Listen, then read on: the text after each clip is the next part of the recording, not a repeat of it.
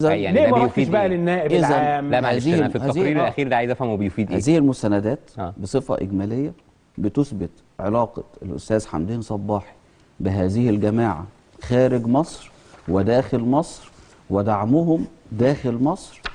انا هبعد عن هذه المستندات لان هذه المستندات ستكون محل مناقشه. لا انا عايز اقف عند هذه المستندات. لا، ايوه، لماذا لم تذهب للنائب العام يا سياده المستشار؟ لان عندك هذه الاوراق. لان هذه المستندات عشان النائب العام يقول لنا بقى ايه الحكايه والتحقيق ومدى صحه الكلام ده، وموقف حمدين صباحي ده واحد عظيم مرشح دلوقتي للرئاسه. هذه المستندات فهذه اتهامات وجرائم تحصلت عليها اليوم فقط.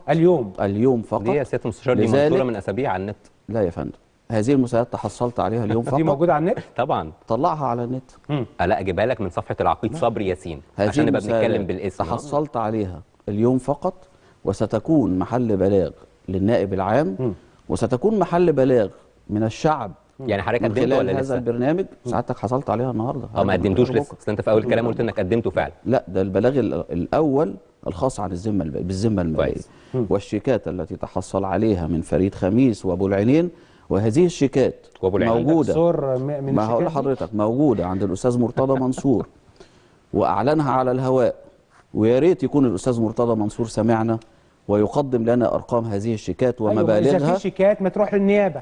يعني اللي انا اعرفه في الامور من النوع ده النيابه، مكتب النائب العام يقدر يعرف ويقول لنا برضه التحقيقات نوصل معاها لفين. الاستاذ مرتضى منصور اعلن انه يعد البلاغ الخاص بهذه الشيكات. الاستاذ مرتضى اعلن كده؟ يا فندم. اما عن نفسي فانا اتقدم بهذا البلاغ حتى يعرف الشعب حقيقه الأستاذ حمدين صباحي ومدى علاقته بهذه الجماعة، حتى يكون الحكم عليه صحيحا في انتخابات الرئاسة.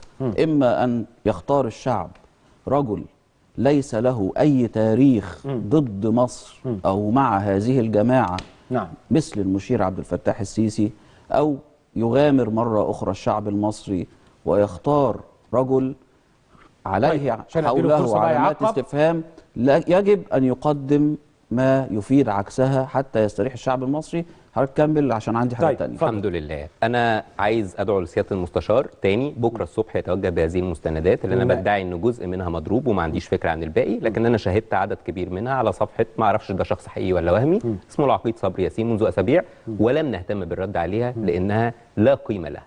عايز بقى اذكر حضرتك انه هذا الكلام قيل لما حمدين صباحي كان نازل انتخابات مجلس الشعب في 2000 وفي 2005 وفي 2010. نفس الكلام ده بتاع العراق وليبيا وبياخد وبيعمل وعلاقته. بس دي حاجات كلها بعد 2000.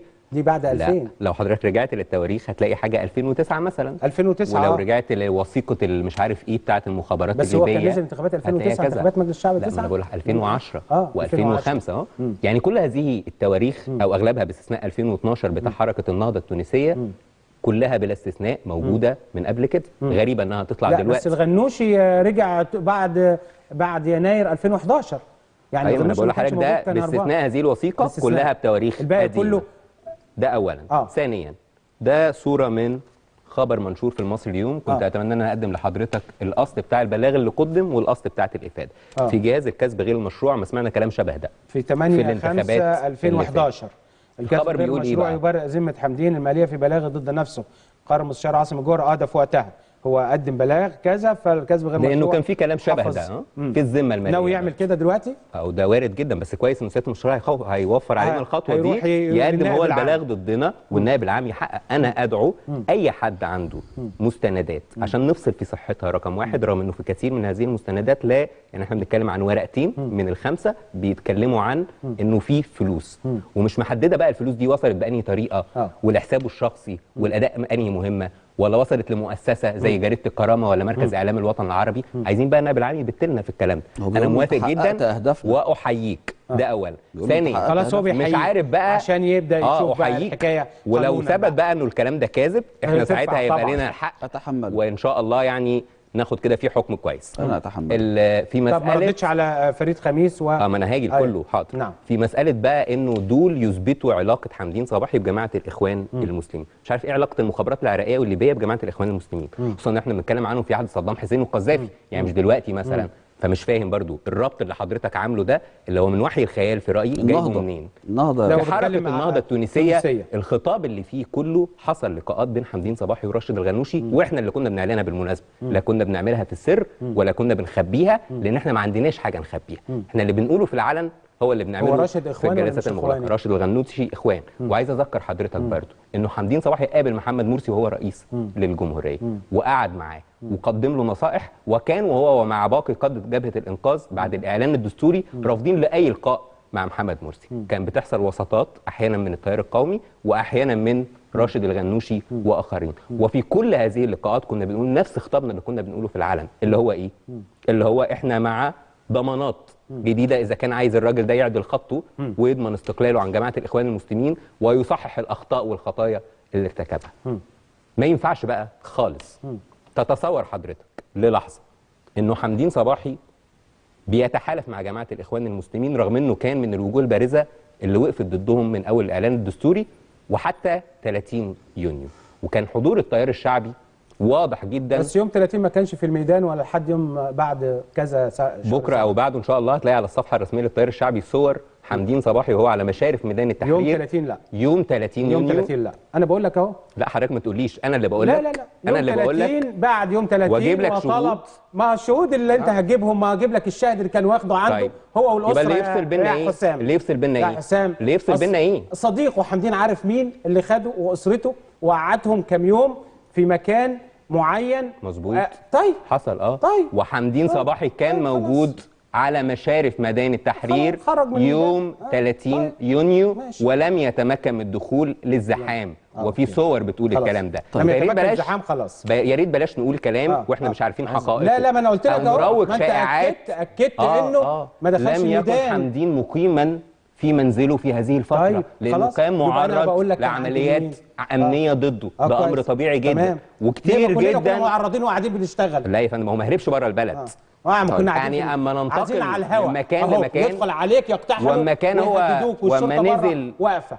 يعني لو انت عايز بقى تتكلم بقى. لا ما انا بتكلم لو عايز بقى حمدين صباحي اللي وقف قدام السادات. بس اسمعني يا استاذ احمد والنبي عشان مش بالصوت. يعني كده هي مش بالصوت. لا مش الصوت. كويس. بقول لك على المواقف. سيبني اكمل كلامي. كل الاعلام كان مهدد في اليوم ده اكتر من حمدين صباحي. كويس. كل الاعلام عشان تبقى في الصوره والناس ادت رسالتها وما خافوش سابوا بيوتهم. لا مش احنا اللي اتقالنا ان احنا بنخاف.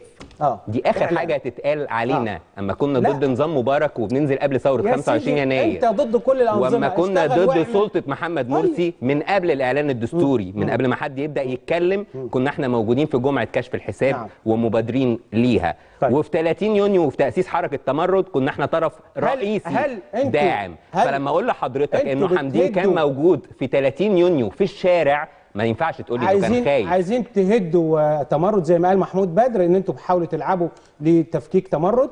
ده محمود بدر يعني في تمرد يرد عليه الزملاء الاخرين في تمرد. المؤكد بالنسبه لي المؤكد بالنسبه لي انه التيار المؤكد بالنسبه لي انه التيار الشعبي لم ولن يمد يديه ابدا لشق اي حركه ولا تنظيم سياسي، وان احنا دائما كنا وسنظل نلعب ادوارا في دعم ما نتفق عليه من افكار ولا نتدخل في اي خلاف في اي حد.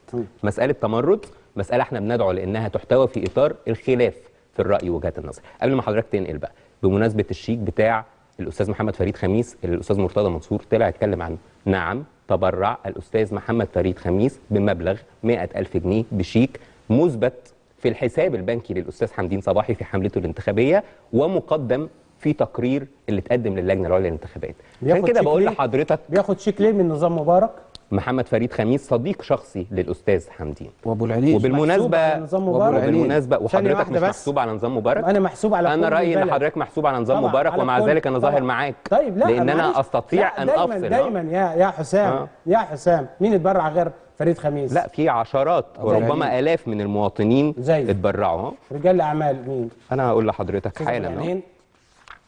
لا مش صحيح ان الاستاذ محمد ابو العينين تقدم باي حاجه. الاستاذ مصطفى الجندي، الاستاذ خالد يوسف، الاستاذ احمد محمد رجب، مهندس ممدوح حمزه، الاستاذ حامد جبر، الاستاذ نادر السلسيلي، الاستاذ خالد الصاوي، الاستاذ شيرين القاضي، الاستاذه شريهان خرشد، الدكتور محمد العدل، الاستاذ فريد سالم، الاستاذ محمد قاسم، الاستاذ رأفت الهواري، الاستاذ محمد المصلحي، تامر المصري، متولي النمروسي، كريم سرور، عمر الغنيمي، جمال شيحه، مجدي المعصراوي، انس المسلمي، عبد السلام السبع، عصام العراقي، فايز غانم، عمر حجاج. في قائمه طويله من بينها اسم الاستاذ محمد فريد خميس بالمبلغ اللي اتبرع بيه في الشيك. يعني الشيك القائمه دي يعني الشيك بالتبرع، وعشان كده احنا ما ردناش، لان الحقيقه مفيش تهمه في الموضوع. في شخص قرر يتبرع، وهو بالمناسبه صديق للاستاذ حمدين، يعني ما تبرعش باعتباره من فلول الحزب الوطني فبيدعم مرشح. ما كانش في الحزب. بالظبط، دي مساله ثانيه بقى، انه كمان ما كانش في الحزب الوطني. لكن اللي عايز اقوله لحضرتك ما عنديش فكره، لكن انا بقول لحضرتك هو صديق، زي ما حضرتك كده بتقول احيانا انك زميل للاستاذ حمدين، مش كده؟ وما بتشوفوا بتعرفوا تتكلموا وتتناقشوا مع بعض، رغم ان انا بقول لحضرتك انت في رايي انا الشخصي من نظام مبارك، وانا ليا الشرف. طيب عظيم، كويس، ده اعتراف هايل طبعا، كويس قوي. هل تفتكر ان انا هقول لك ان شاء الله الرئيس مبارك وبعده المجلس العسكري وبعده النظام الارهابي عظيم والنظام الحالي، احنا كنا في دولة كويس. لا، في فرق كبير ما بين الدولة اللي احنا اكيد معاها وسنبقى معاها دولة، وما بين النظام السياسي اللي بيدير هذه الدولة. انتوا في ناس منكم ملوش علاقة بالدولة خالص، ليس يعني له علاقة بالدولة، ليه علاقة بهدم الدولة، انه اي حد اعمل على هدم الدولة المصرية وليس البحث عن صالح الشعب المصري. اولا بشكرك شكرا جزيلا. ده الكلام ده موجه لينا احنا، انا اثبت اتهام انا ما اقبلوش يا استاذ محمد. فاصل وعمرو عمار ضيفي الكريم. بشكرك حسام مؤنس، شكرا سيادة المستشار.